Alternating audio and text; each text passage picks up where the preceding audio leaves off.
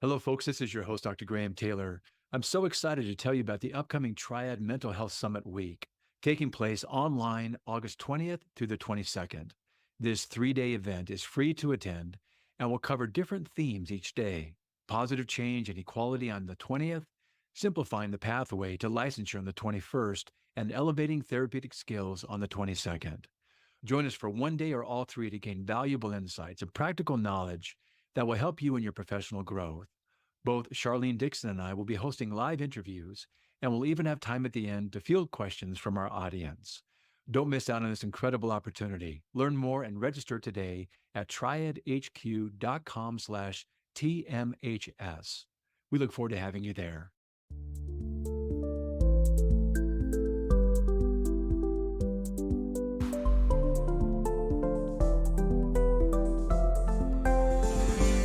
Welcome to Behavioral Health Today, a podcast brought to you by the Triad Network. This podcast is designed to share trending topics occurring within the world and our communities and bring them a behavioral and mental health perspective. Welcome to Behavioral Health Today, a Triad production. I'm your host, Dr. Graham Taylor. My guest today is Dr. Marie-Helene Pelletier.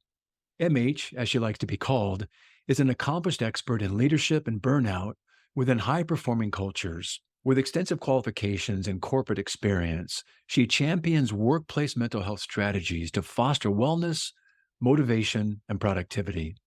Known for her engaging presentations, blending research, data, and humor, MH translates complex psychological findings into practical solutions for professionals and leaders. As the author of the Resilience Plan, a strategic approach to optimizing your work performance and mental health, she offers invaluable insights into resilience and peak performance. We're excited to have MH with us today as we delve into the topic of fostering resilience in the workplace and sharing insights from her book, The Resilience Plan. Marie, it's so nice to have you here. Oh, Graham, it's absolutely a pleasure for me to be here. Well, you're very kind. Actually, as I mentioned in the intro, I'm going to refer to you through this podcast as MH, something you like to be called, and so I'm going to do so from here on out. I'm looking and learning about you. You have your doctorate in psychology. You've got your MBA in business from British Columbia and University Laval, if I'm pronouncing that correctly. That's right. And you got this great ability to have your foot and knowledge and expertise in both worlds, which means that, you get to bring the latest research and proven best practices, approaches into this intersection of some really cool work in your consultation and your teachings. And what is it in your own personal history, in your own working history, in demanding roles yourself, that got you to be thinking about resilience from your own experiences? Yeah, combination. Um, so earlier in my career, I had the chance to work in northern regions, and at the time I was an early career psychologist. And one of the things I did everything literally up north. That's what you do. But one of them was employee and family assistance programs. Okay. Early days for EAPs at the time. That's a couple of decades ago, and seeing how this way people were connecting with me and other service providers a bit more proactively Mm. than perhaps they would have otherwise if they had to pay and find someone and all these things. And so seeing how if we use the research and we're able to just share small pieces of information early, it can Yeah. change the course of things in such a beautiful way. Someone who could have ended up otherwise with depression or high anxiety can change the course of things so much earlier. And a lot of that has to do with building up those protective factors for our mental health, including building our resilience. So that's one of the ways. And then there are others through my own experience as a leader at various levels and seeing the importance of doing this to be able to do what we enjoy doing. And then now in the work that I do with people I work with. Yeah. I love the idea of being able to have the business side again and the psychology side, that term or that concept, early identification, early intervention.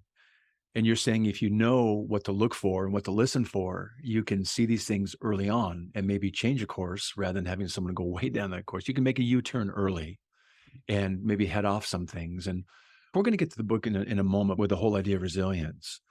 But in terms of things that you're looking for and listening for, what stands out to you as some of the early warning signs and things that we can possibly change early on if we just listen right and learn about them?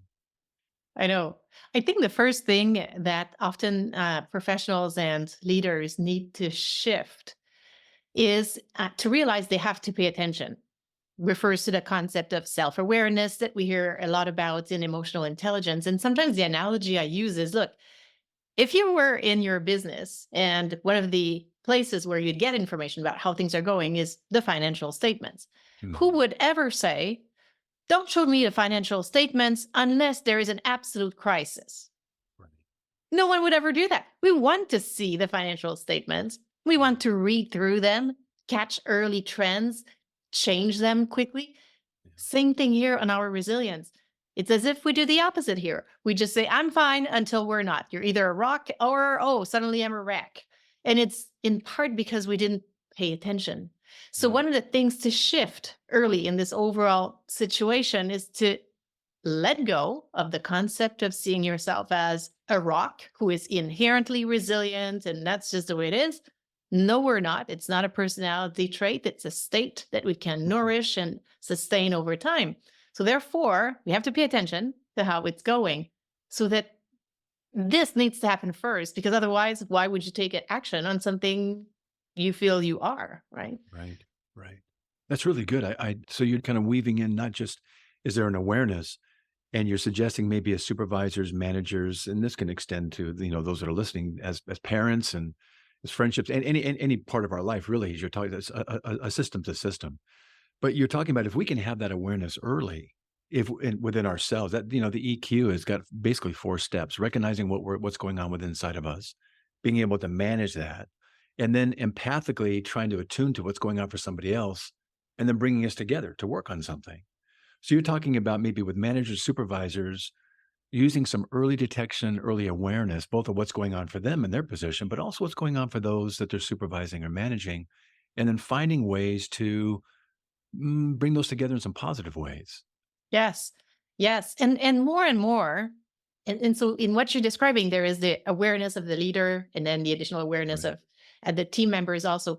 And the additional piece I think that can be useful is as we're thinking about our awareness as leaders, there is the self-awareness, me, what's going on for me and all this. Yeah. There is this collective awareness also. So it's still part Mm. of who I am as a leader, but it's my collective. In this case, it's my team, which is also part of my own awareness. And then, yes, there is what belongs more exclusively to the individual team members. So, all these pieces, yes, need to receive attention. And it's not like you have to give it 5 hours a day. Sometimes you Yeah. say this to an extremely busy leader, and they're like, I, Right. really, do I need to do this? And I don't have time for this and all of this.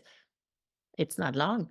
We're Yeah. literally talking. You could take 5 deep breaths and actually have a sense of where that's at.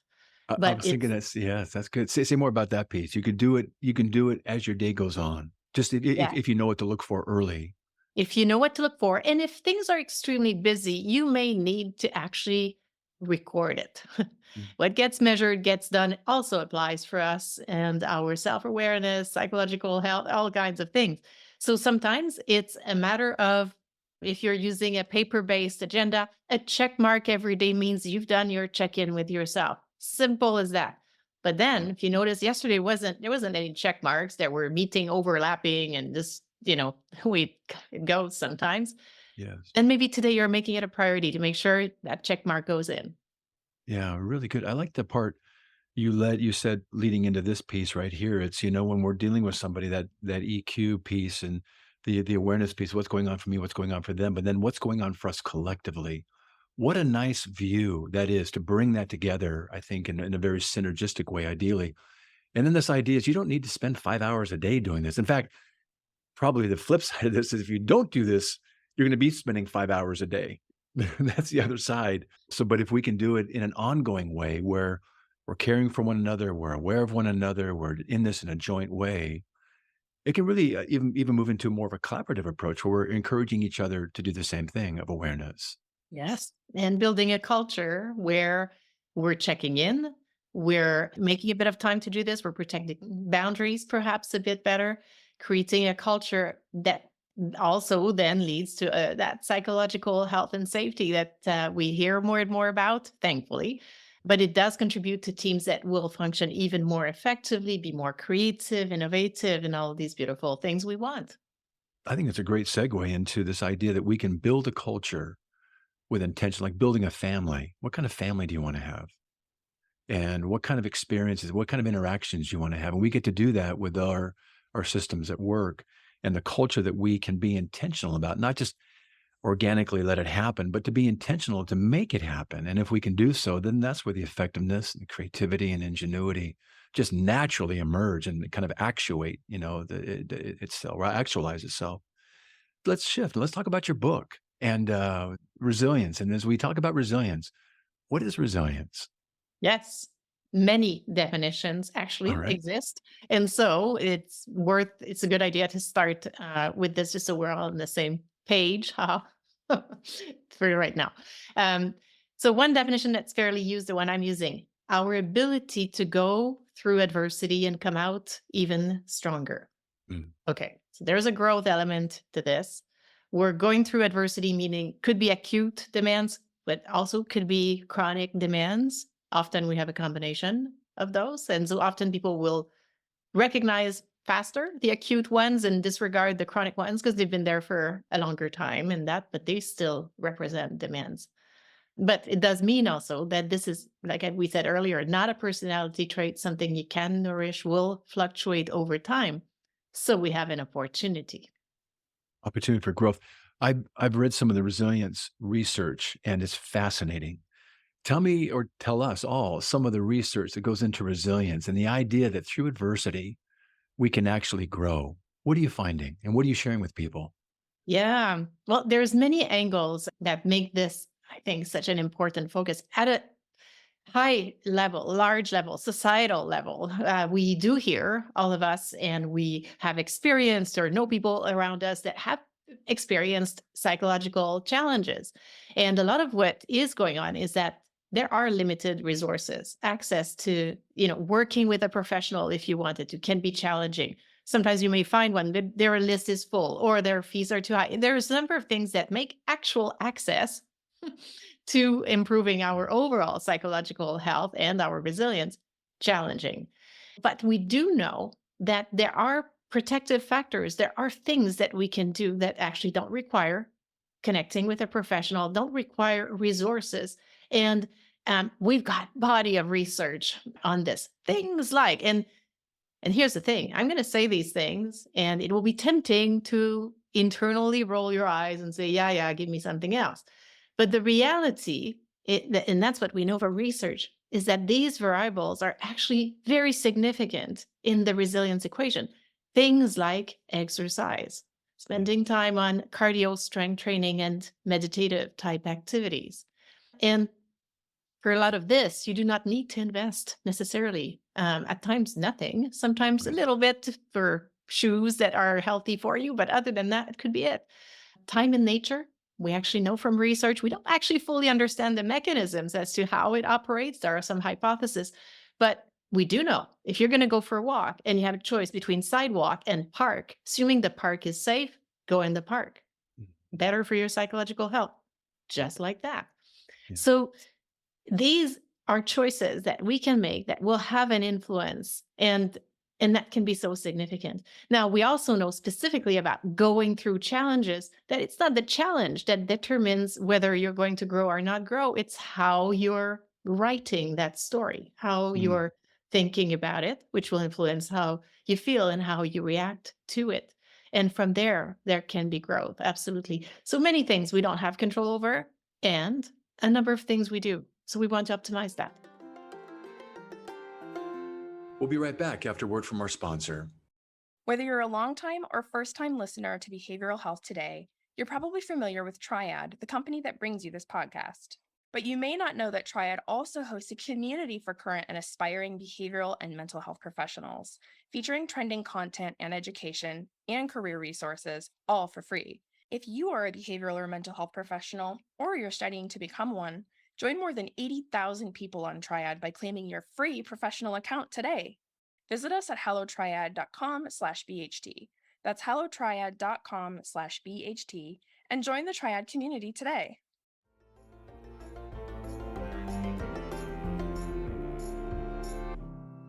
Those are so good. You're talking about ways that what I love about those, one, they're research based, and we always want to kind of be able to come back to best practices. And I think that's just really essential because they work and they've been tried and true.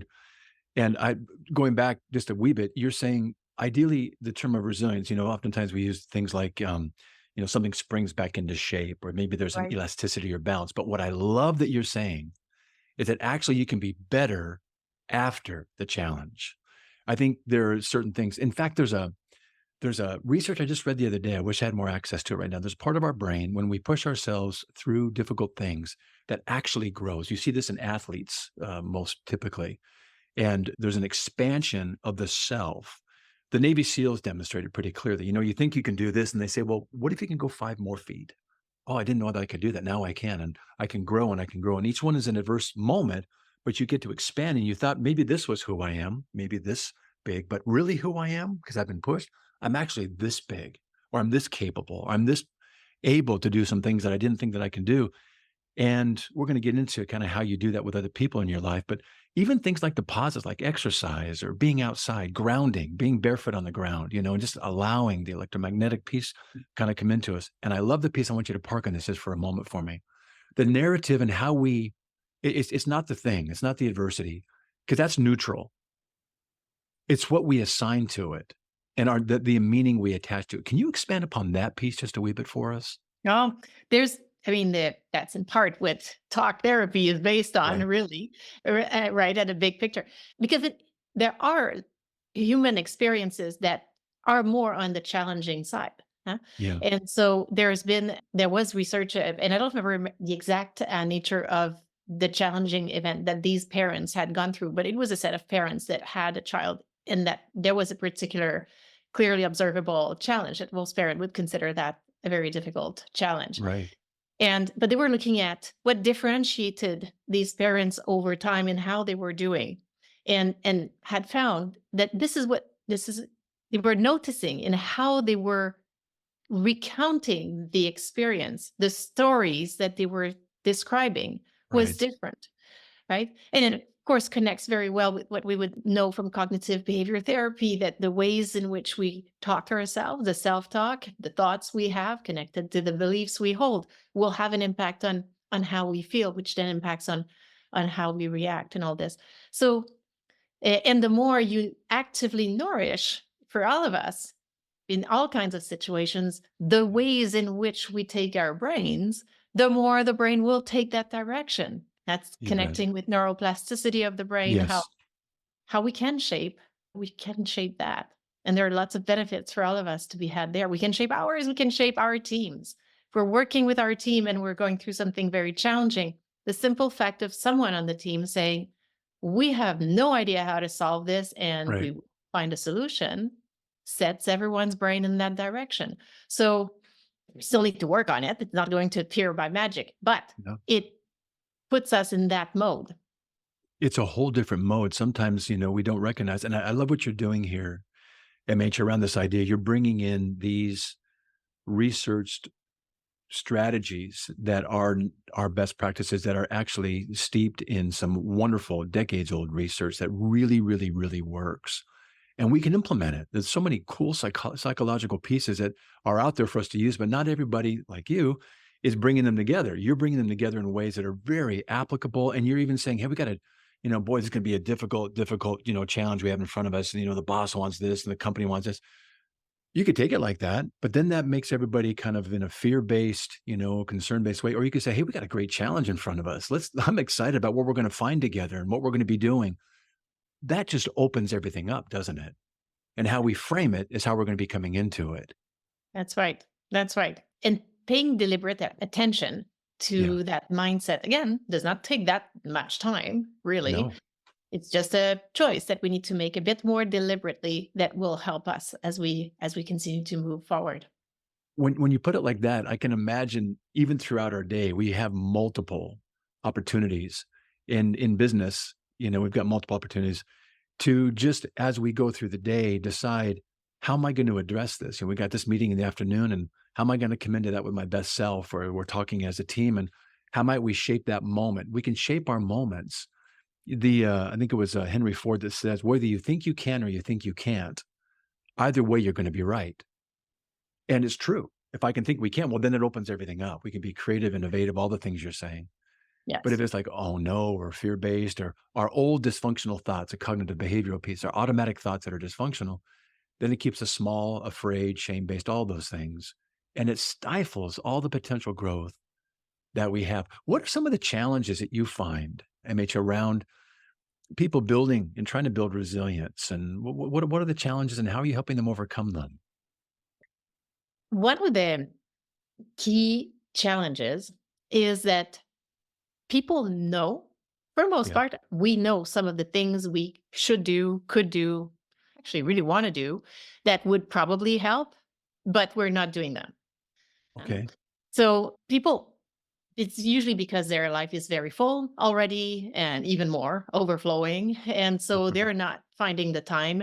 And then to some degree, even it goes in the other direction where they now then feel disappointed in themselves that they did not also fit in this bike ride or this run or this meditation, whatever it is. So they're not doing it and they're beating themselves up for not having done it.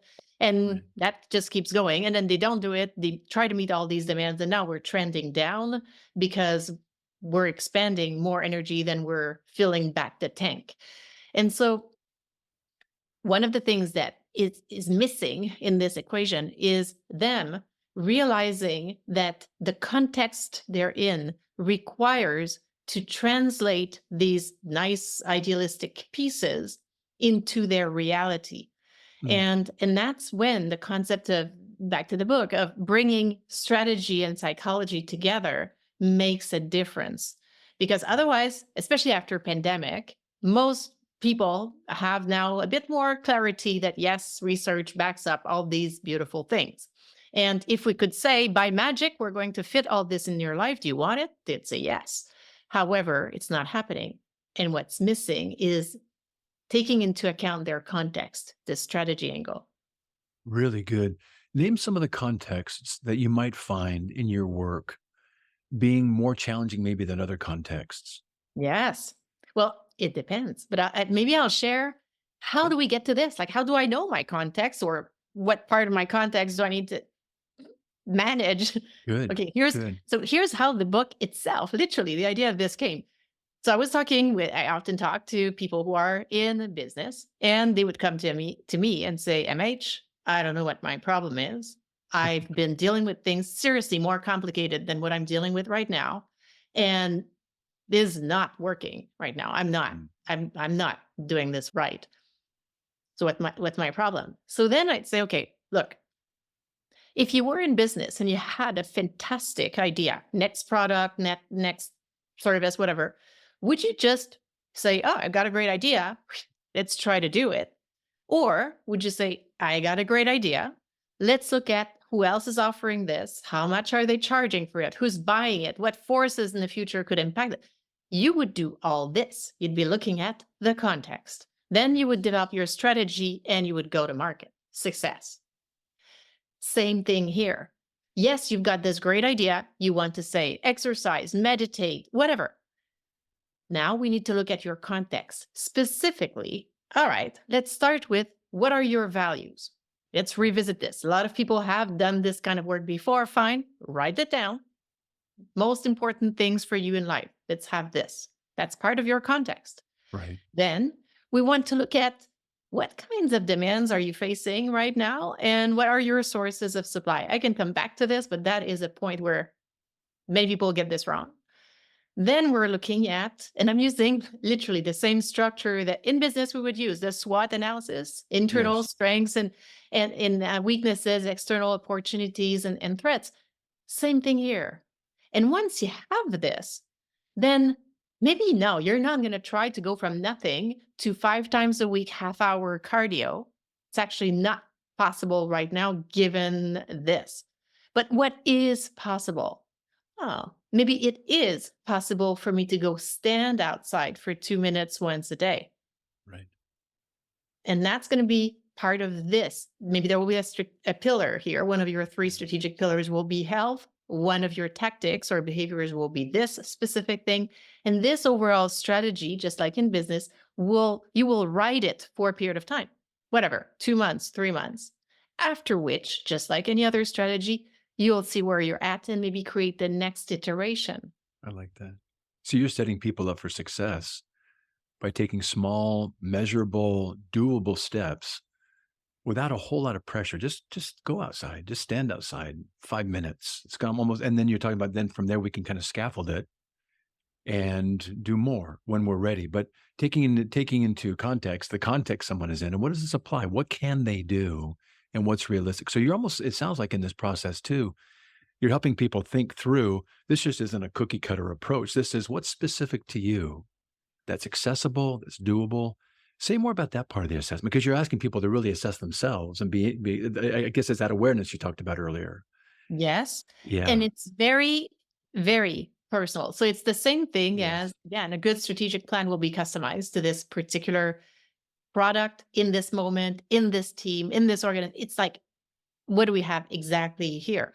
So same thing here. So it is in part, yes, getting to what you will choose to. You're not going to focus on 20 things. There will be three strategic pillars with Yes. one action in each, maybe more over time, but initially it's only one. And what's small for you may not be small for Right. me.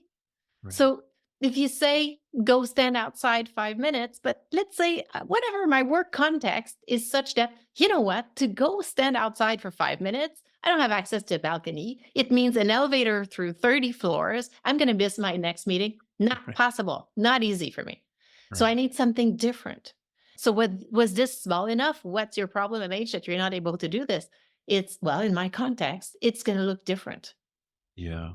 We led into this by saying what makes it difficult to do some of these things, and we get busy, and we maybe have a narrow view of some things, and people sometimes in their way of being in the world don't recognize opportunities that are easily doable. Maybe I can't go downstairs because I got 30 floors in an elevator, and every time I'm on it, it seems to stop at every single floor. So it takes me forever to get down and then back up again. But maybe I could put on my headphones and kind of turn my computer off and just listen to some quiet music or just do some breathing just to kind of center myself. But these are things you're saying that we can do.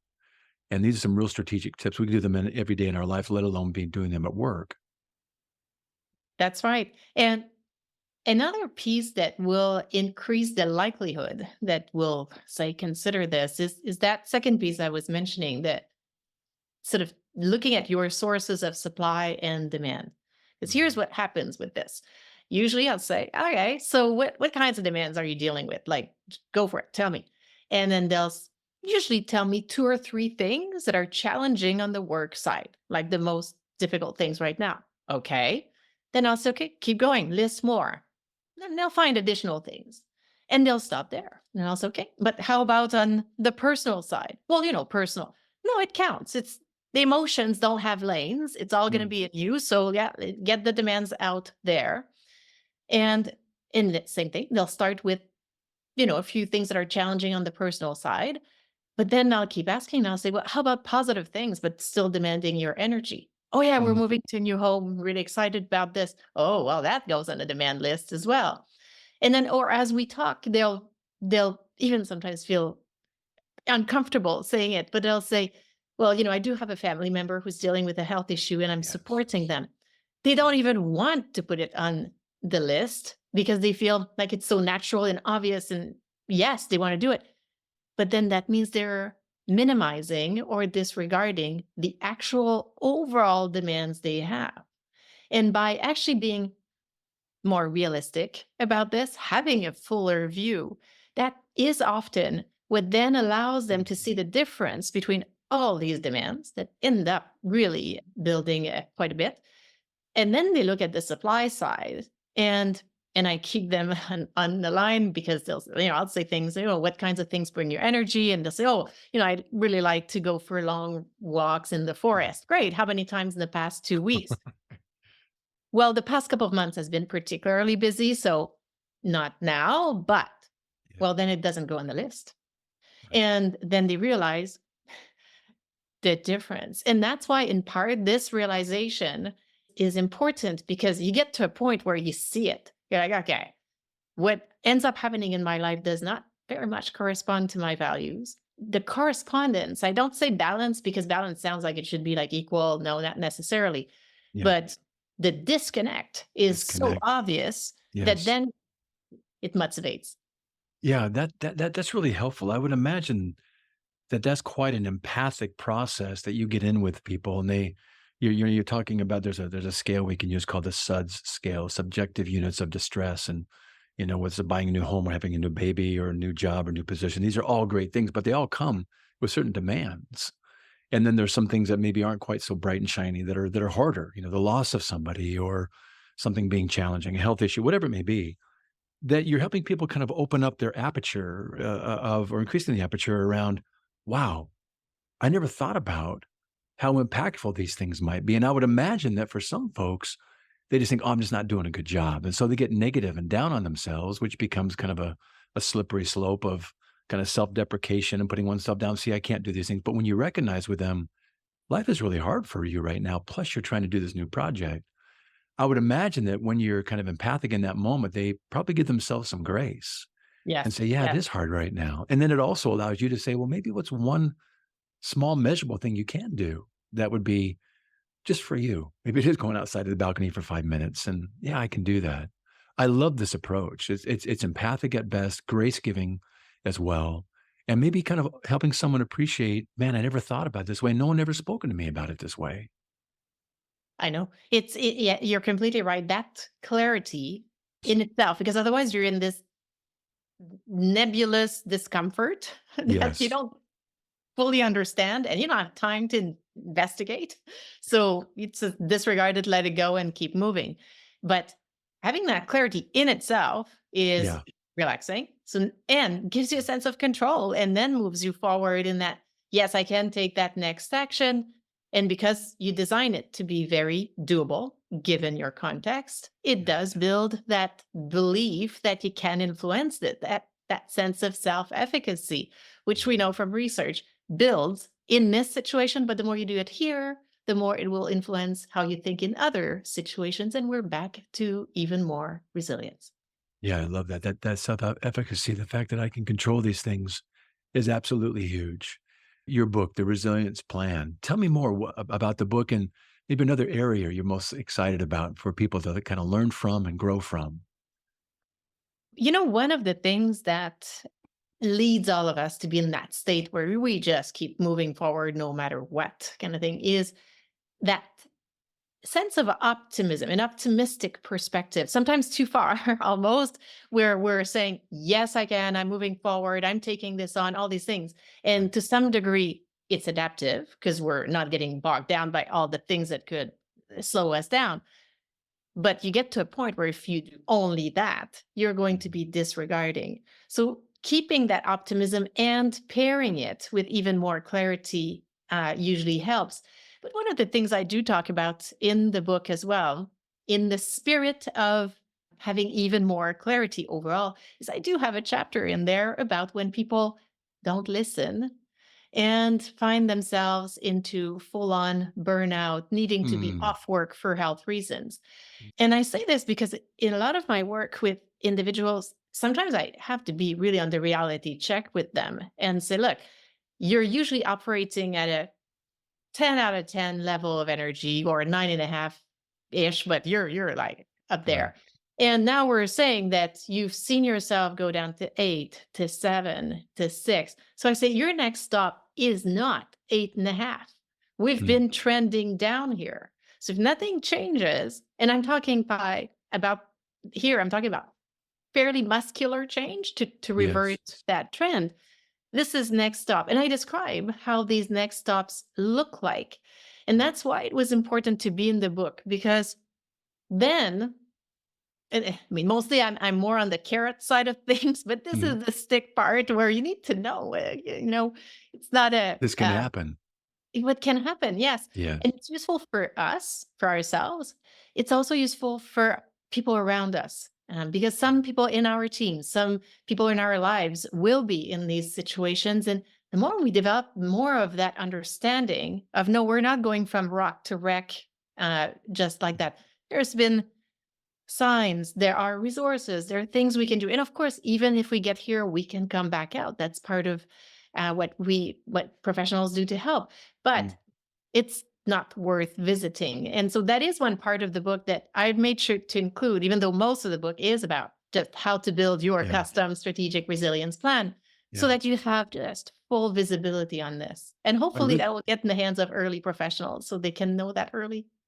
well, that goes back to where we started today. If we can identify these things early, Yeah, we that can too. intervene early and we can make a quick U-turn and set up our lives to be in ways that we can actually fashion them to be optimistic, hopeful, making sure there's good self-care in there, checking our context, taking a look at our supplies, all these things that we can be actively doing.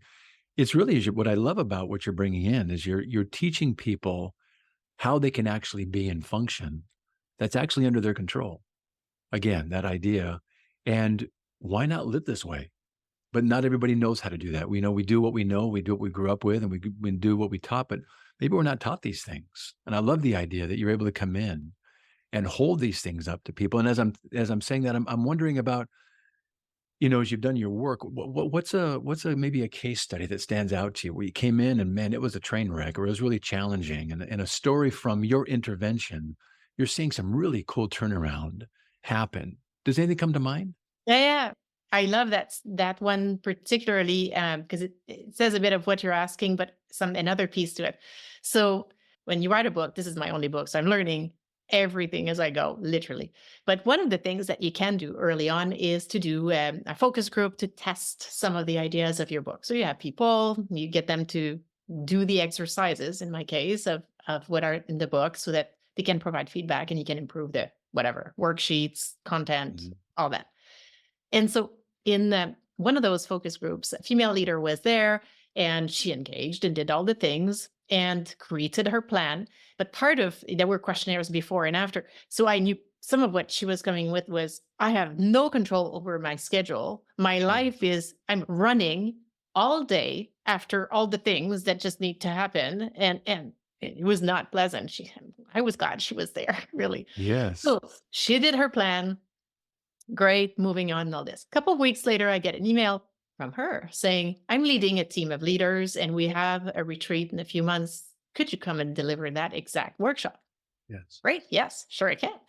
So I get there a few months later. She's there, says hello in person because all that was virtual the first round, and says, I'm just going to sit in the back this time, let my team do their own thing. At the end of that second piece, she comes and she's beaming because she says, okay, I was thinking I would just sit at the back and let the others enjoy this.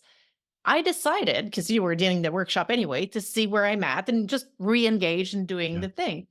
And she realized, and that's the beauty, she realized that she had implemented her first plan successfully. Those things were now there. So she was ready to create her next iteration of her strategic plan, which she had done. And she was now even more excited because she knew she had done it before and had felt the impact, and she was ready for the next round. How cool is That's so this? good. That's just so cool. That's why you do what you do right there.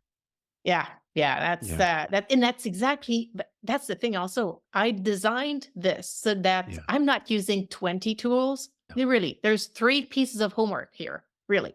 And some of them are 5 minutes, some of them maybe 10 minutes, but nothing takes long. If you have a flight crossing the continent or the ocean, you will be able to get in the flight with your book, get out with your plan. Wow. It's doable. Yeah. That's a cool little tagline right there. Get on the flight with your books and come out with your plan. I love that. I love that. We're kind of winding down here for today, but I would love for you to leave our listeners with kind of a takeaway message about just this idea of resilience and how it's attainable, how it's wonderful to have in our lives, and how they can apply it to their personal and professional lives. Leave us with a takeaway message, would you? Yes. So I would say, stay curious. Stay Okay. curious about where you can think even more strategically about your resilience and speak this way, even when you talk to others, and of course, implement. But stay curious because to find these small, doable, matching your context action, you need to pay attention. So stay curious.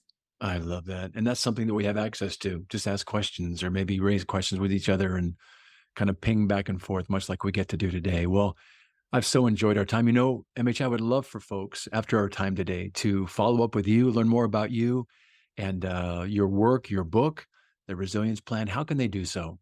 Yes, yes. And we'll have the information there. But you can go to theresilienceplan.com. It will get you to my book, what I do, me, all that. LinkedIn, always a great place to connect as well, because then we can see each other's conversations and Yeah. share. So that's another great place. Awesome. Great. Well, you're right. We will put that up on our site as well. And it's been great to have you. Great to meet you. I want to talk about your website just real quick. You have a dynamic website. Wow. It is Oh, so fun to peruse and just kind of go through, and there's so many things on there. And it's a wonderful resource in and of itself. So I would encourage our listeners to check it out also. So, but for thank today, thank you so much. Great to have you with us. And we're going to have you back at some point. But for today, thank you. Oh, thank you. And I'd love to be back, Graham. It was a pleasure. My pleasure as well. Thanks so much. I also want to thank you, our listeners, for dropping by and joining me today. It's always great to have you with us. I want to remind you that this episode and all of our resources can be found on our webpage at triadhq.com/BHT. Thanks again for being with us on the show. And we'll look forward to having you back with us next time on Behavioral Health Today. We appreciate all the support from our community, and if you like our show, one of the best ways you can support it is by giving us a 5-star rating and leaving a review. Behavioral Health Today is a podcast part of the Triad Behavioral Health Network, all rights reserved.